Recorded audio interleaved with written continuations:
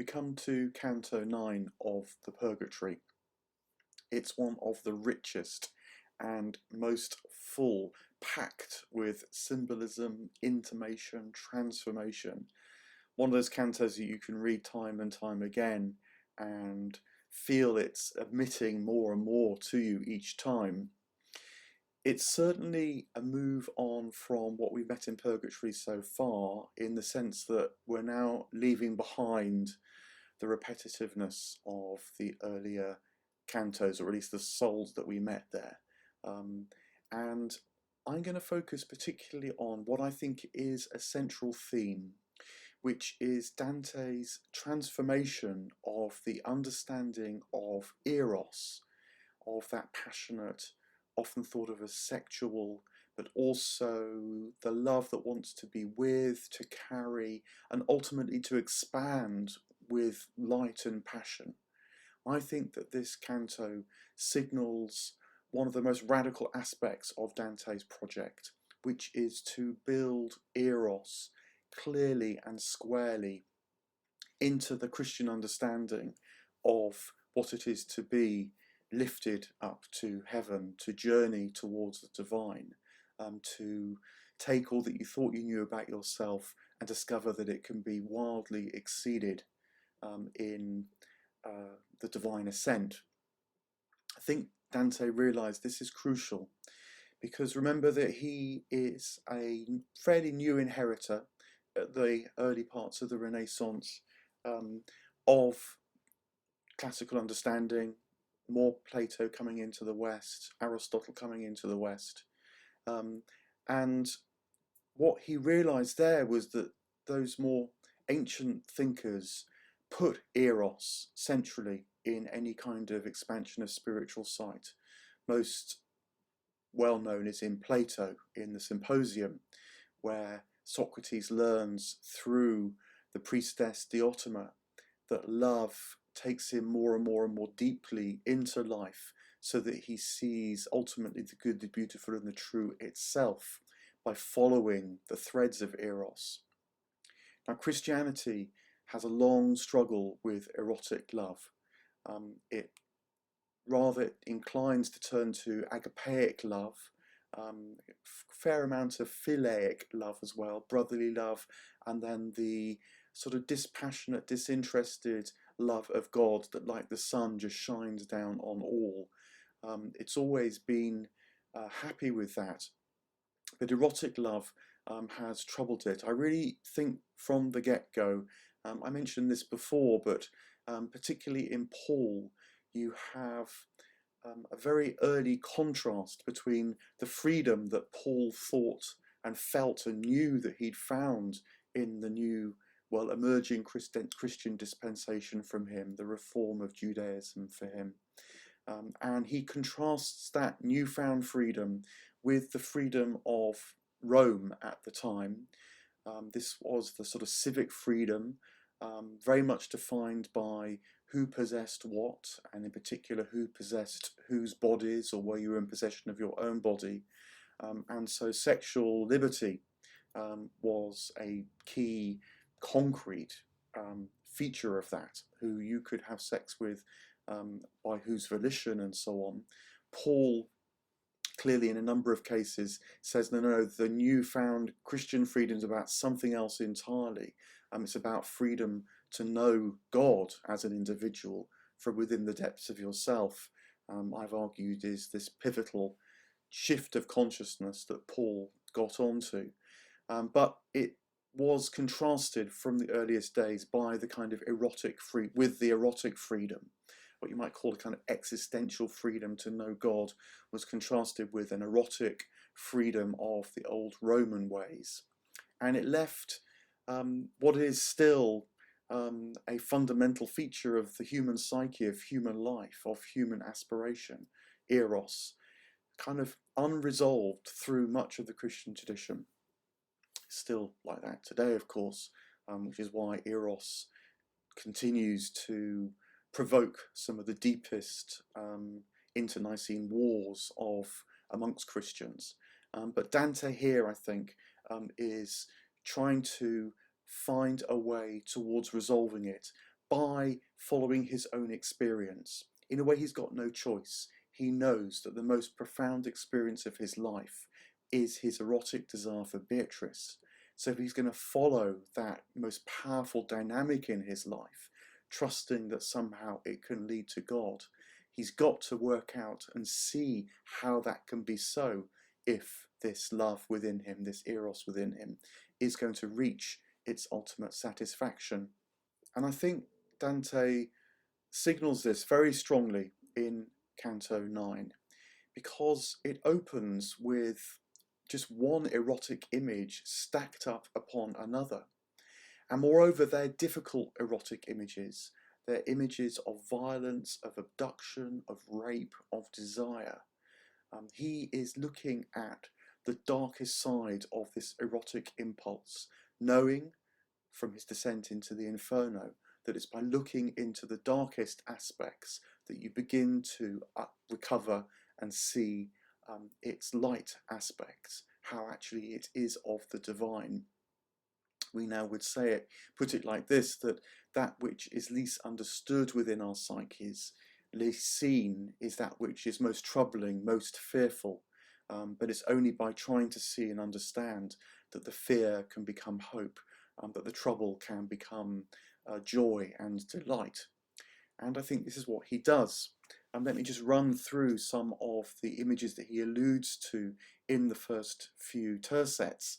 The setting now is at the end of the day, so all those old reflections on earthly life that he's been having with the rulers, them not even realizing the spiritual drama of the angels scaring off the serpent, that gets cut short by the end of the day.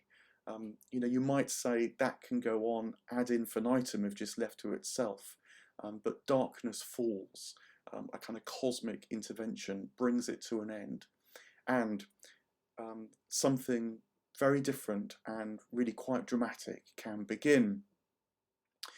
Dante tells of the end of the day and by referring to the first of his erotic images.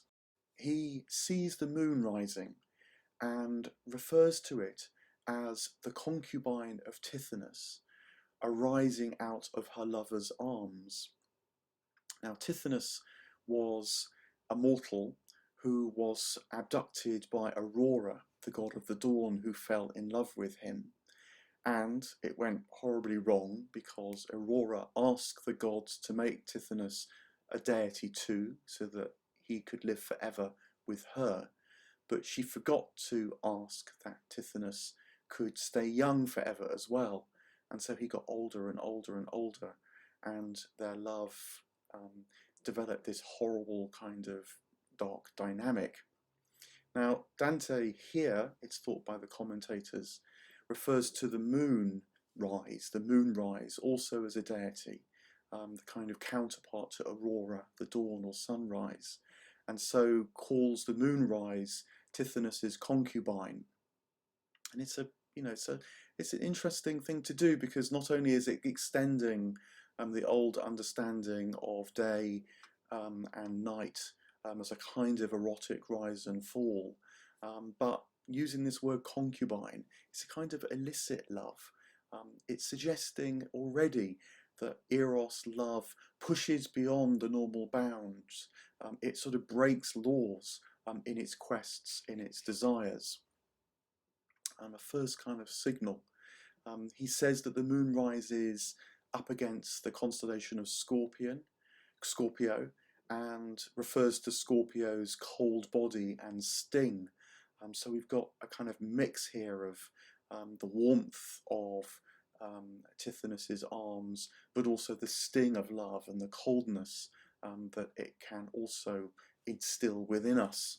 He watched this for an hour or two, he describes, but then sleep crept up on him. He calls it Adam's weight. And again, it's a very evocative way of putting it, because in a way he's referring to his mortal flesh and how his mortal flesh must give way to sleep and rest. It can't gaze perpetually into God's eyes, even though There's a passion within us that would want to do that. But also the reference to Adam also refers to Eve, of course, and their fall, how I think it's a hint that their erotic desires, which kept them in the company of God in Eden, led them to become separated from each other and God as well. So there's another weave of this seemingly very ambivalent relationship that human beings have to Eros. The canto just jumps now very abruptly to the moment before dawn, and Dante describes this by referring to another classical myth of abduction. He says that he knew in his light sleep at the end of the night that it was dawn because he heard the swallows call the dawn chorus.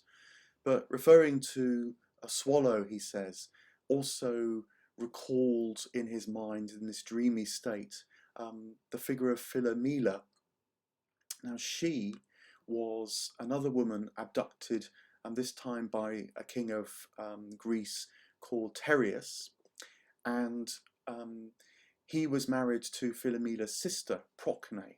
And so in her revenge, Procne killed her son, also the king's son, baked him into a pie, and then with her sister, with Philomela, served this gruesome feast to Tereus.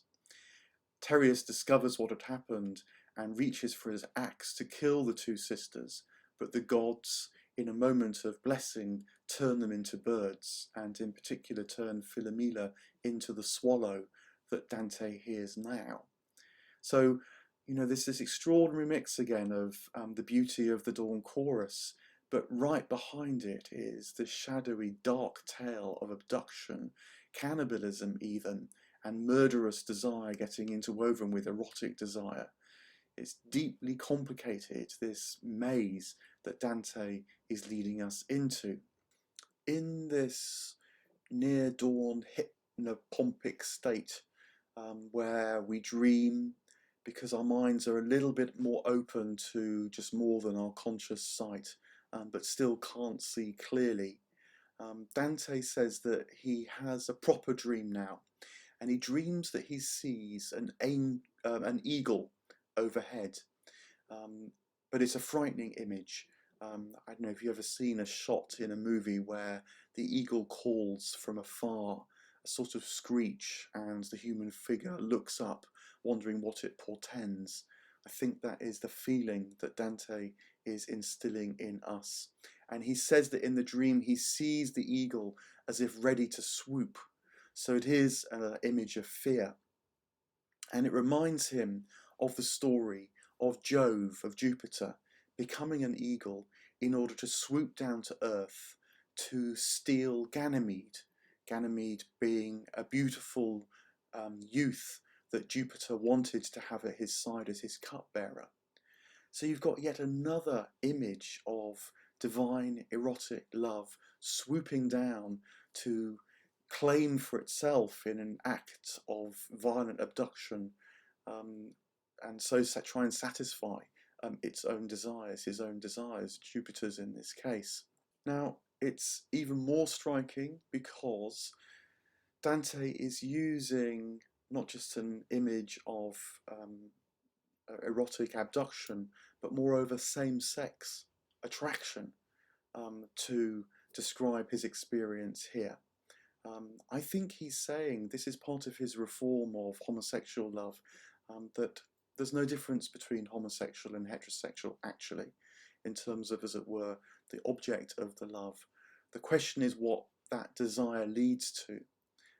So he's continuing his reform of the so-called sodomites that we'd seen in the Inferno.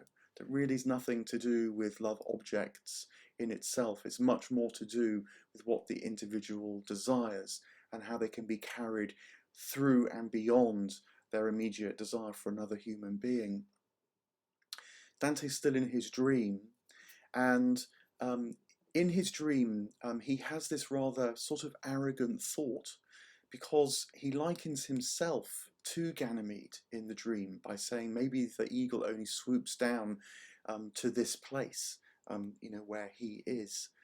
Is he the beautiful boy that the god wants as well?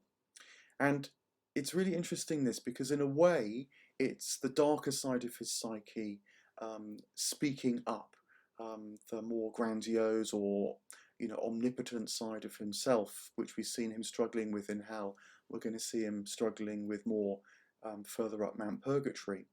But again, it's got to be complicated because also to want to make this ascent, to want to make this journey, you've got to want like a god, as the poet Thomas Traherne put it. You've got to have the full audacity to undertake this journey, which this erotic desire, and maybe only this erotic desire, can bring. And it's bound to go wrong, it's bound to misfire, it's bound to get confused in its imagery and in its passion. But that's not a reason simply to discard it. Precisely the opposite. It's a reason to stay with it, recognize its difficulty, which I think is what Dante is suggesting here, but be prepared to work through it, to follow its energy nonetheless. The eagle swoops down, lifts him up, and carries him up to a terrible fire. It's the fire of passion, of course, but it's also the fire that we're going to see can convert the desire to possess that Eros has in one form to the desire to commingle with the divine, with other souls, in harmony, in beauty, in light. A powerful passion that can take us to the divine is also going to require powerful purgation, powerful transformation, so that nothing is lost, but everything is transformed and converted. But right here, right now, it wakes Dante up in a kind of cold sweat. He's feeling now the cold fear of all that he's seen. He says that he wakes, and the awakening is likened to the story of Achilles, another classical figure of fiery passion, the ancient hero who was a terrible killing machine. The story that's alluded to here is how his divine mother Thetis carried him to an island away from his homeland, hoping that he would avoid the Trojan War, but of course knowing that his companions would find him precisely there to carry him to the Trojan War and to his death. So it's another intimation of how sort of full-on, risky, but how absolutely essential, in a way you might say fated, this journey through erotic passion is for those who do in fact seek the divine. Maybe we shouldn't be surprised by this, not only because we know our own psyches, but also because some of the most profound sayings of Jesus precisely carry this sense of disturbance. He's going to come like a thief in the night. He brings a sword. He's going to tear people apart. That energy is in there right from the get-go within the Christian tradition, and of course the parallels can be found in other wisdom traditions too. But for now, Dante wakes up from this sort of prophetic dream, and he sees Virgil, and Virgil tells him not to be afraid. They've left the others behind, in fact, and now for a moment look out a bit further up Mount Purgatory, across the sea. Now this is calming to Dante in one way, but then of course he realises that he's actually further up Mount Purgatory, and how has he even got there when he's been sleeping so long? He notices the sun is already 2 hours into the sky. And then Virgil tells him what's actually happened while he's been asleep and has been dreaming, is that St. Lucia appeared, one of these 3 heavenly ladies, alongside the Virgin Mary and Beatrice, the saint of light. And she's actually carried him up to the gates of Purgatory proper. As it were, Dante needed that divine intervention to snap him out of the repetitious, good, even glorious churchy life, as it were, that he'd been sharing with the rulers in the beautiful valley below. But I think there's another meaning to it too, because it's an intimation that all this erotic feeling that he's been having needs to feel the presence of the divine light in order to begin to be untangled, in order to begin to be redirected, so it can move from its possessiveness to its real fulfillment, which is a commingling with everything that's in heaven, knowing the living powers of the divine. Dante says that he now moves from being perplexed to being reassured, and the fear becomes a kind of confidence. You know, how lovely to be told that one of your beloved's heavenly companions, in a kind of divine promiscuity, Lucia has been sent to lift him, to carry him. How lovely to hear that. It seems to have inspired Dante the Pilgrim quite profoundly, even in that instance, because Dante the poet now turns to us readers and says, see how lofty is my theme, how much more I'm going to have to reach for a subtler art.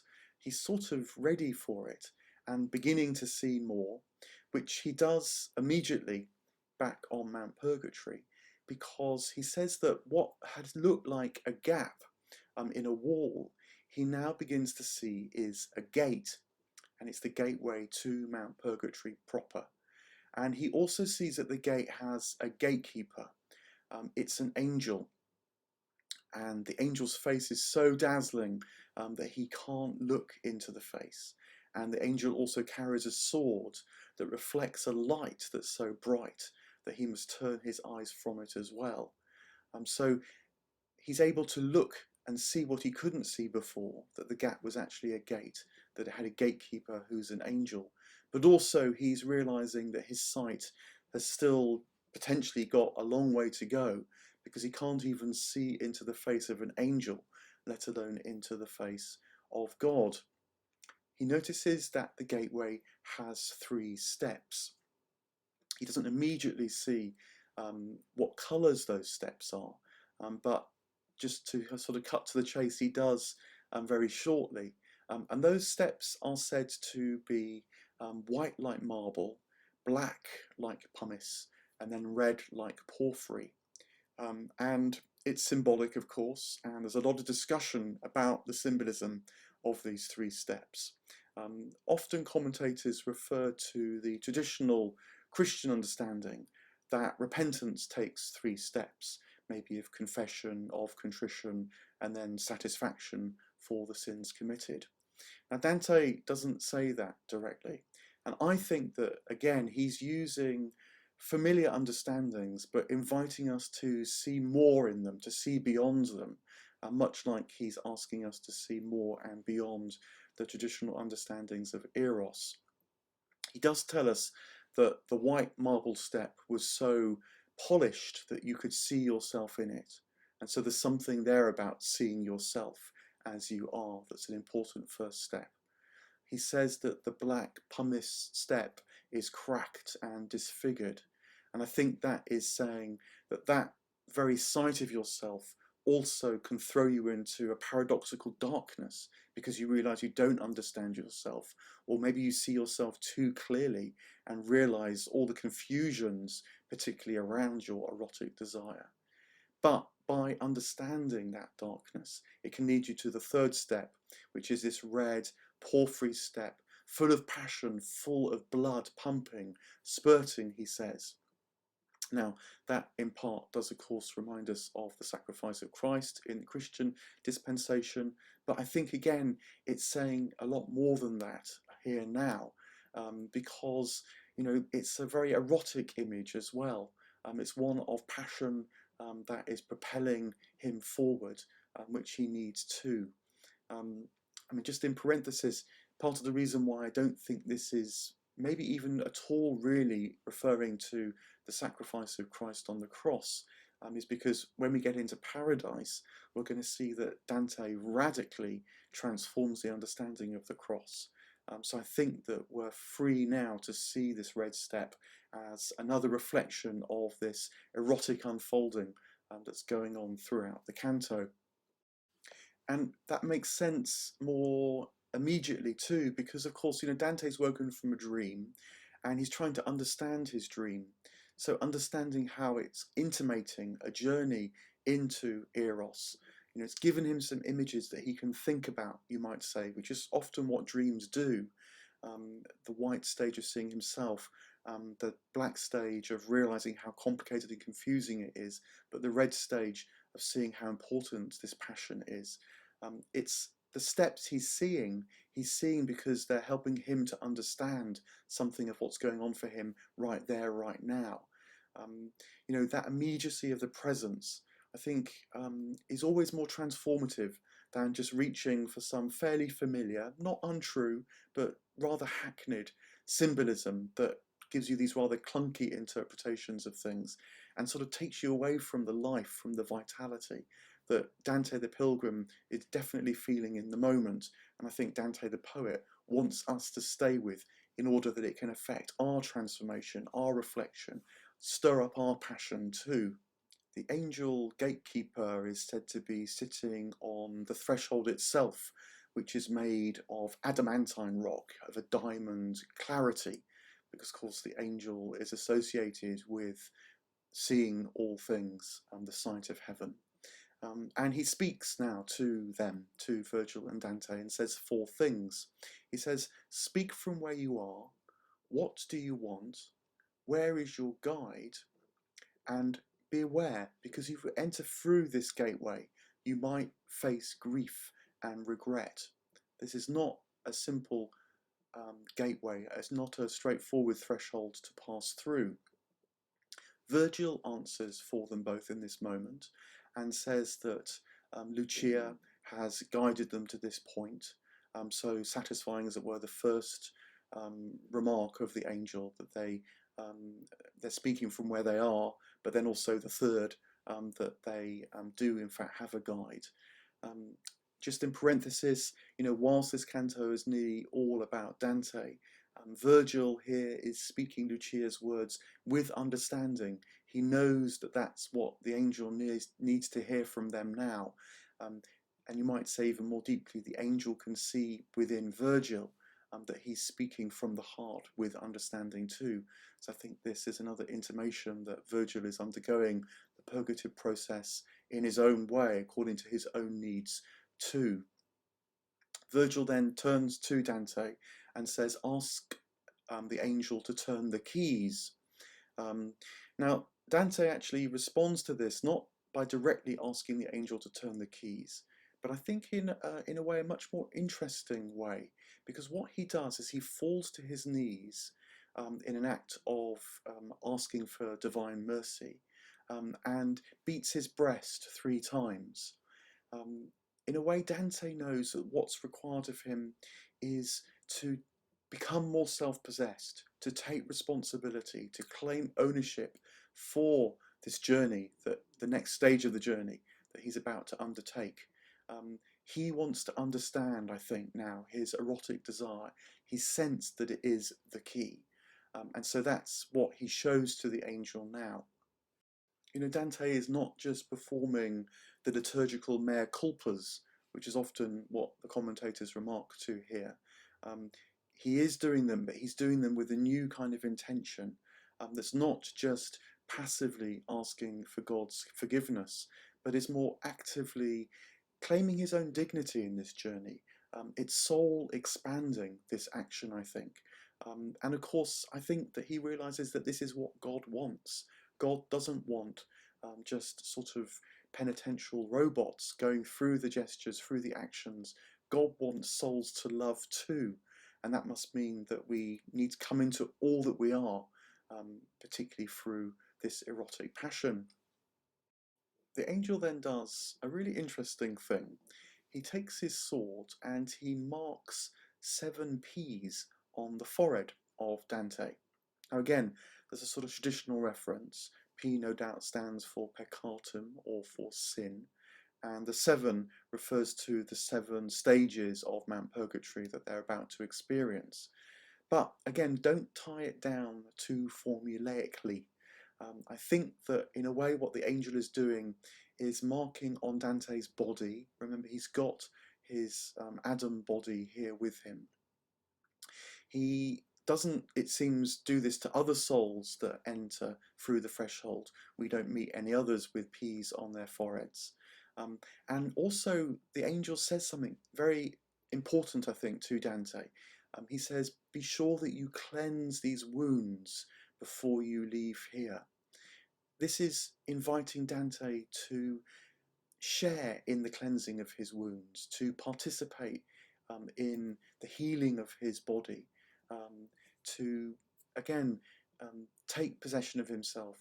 You might say that the other souls without their Adam body, their inner wounds, as it were, are expressed clearly because the soul is the animate part of ourselves, the subtle body that shimmers with all that we are, and those with eyes that can see that, as we'll find is possible to see from the souls in Mount Purgatory. But Dante is different. He has still his gross physical body, and so the wounds are made manifest by this carving of the angel's sword upon his forehead. He needs that in a way that the dead souls don't. I think it's also a little prophetic moment where we remember that Dante is actually going to transcend himself entirely when he gets to the highest reaches of Mount Purgatory. As it were, his body is going to be completely transformed, and so that focus on his physical body is necessary now. He notices that the angel's robes are the colour of dry earth, and then the angel reaches from within his robes, and without Dante actually having asked, I think because he's seen that Dante is well up for this task, he does indeed insert the 2 keys into the doorway. One is gold, one is silver. Now, once more, there are traditional symbolic ways of interpreting this. The gold and silver keys normally represent the church's power, both from God, so its authority, but also from its own wisdom, from its discernment to help with the confession and absolution of sin. I think Dante's pushing on more than that here now. You might say that the gold and the silver represent the divine aspect and the human aspect, the day aspect, the night aspect of the silvery moon, which have already been evoked in the canticle, in the canto. And so the 2 keys now coming together represent something of how both sides of Dante, both Dante's human passion and also his divine desire, but also, of course, God's desire reaching down to us. All those aspects have got to come together in order to open the doors, well, of Purgatory now, but ultimately the doors of heaven too. So the angel brings those 2 things together, and indeed the doors do open. I think this is the meaning of Dante's kneeling. It's actually an opening gesture. It's letting divine love in to meet his love. The beginnings of that. It's even the first beginnings of his own cleansing, in fact. And so he can see the road ahead. To emphasize that, the angel says, don't turn back. A fairly standard bit of wisdom, don't turn back, but keep your eyes face forward, is a very good bit of spiritual advice. But perhaps it has that slightly deeper meaning now too, because to turn back would be to become disintegrated, and would be to lose what Dante has understood through his dream, through the presence of Lucia, and now as he stands before the gates of Purgatory. So don't turn back is to say, don't disintegrate, but keep this sense of integration together so that you can move forward. Just to add a couple more layers onto this, the angel says that Peter had told him when he was given the guardianship of the gate to admit many. And I think this is the kind of generosity of heaven, which can admit many because it calls on us to be active in the journey as well. It's not, as it were, just that heaven is judge anymore. Heaven, I think, in principle, is open to all. The question is whether we're up to making the journey. And so I think that is intimated in the angel's comments that he's told to admit many rather than less. Um, we also get it because, strangely, one of the next things that Dante does do is turn. Um, he turns because as the doors swing open, at first he hears a sort of terrible discordant noise, and it reminds him again of a myth, the story of when Julius Caesar arrived in Rome. He went to the temple of Saturn, situated on Tarpeia's rock, and Metellus, who was the guard, was pushed to one side, and Julius Caesar steals all the treasure from the treasury which is in the temple of Saturn. Now, this is a finite, limited treasure in the temple.